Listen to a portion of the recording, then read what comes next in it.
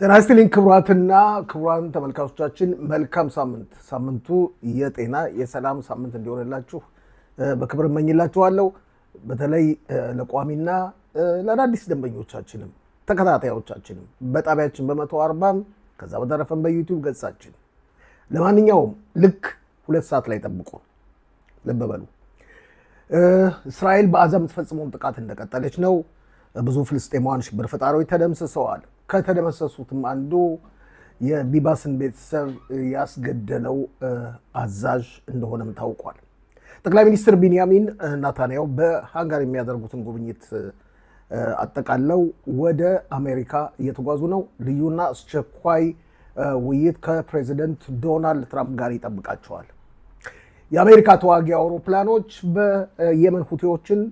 መደብደባቸውን አላቋረጡም እነዚህና ሌሎችን ልክ በ2 ሰዓት ጠብቁን ሼር ሰብስክራይብ እና ላይክ በዩቲዩብ ገጻችን አድርጉ መልካም ቀን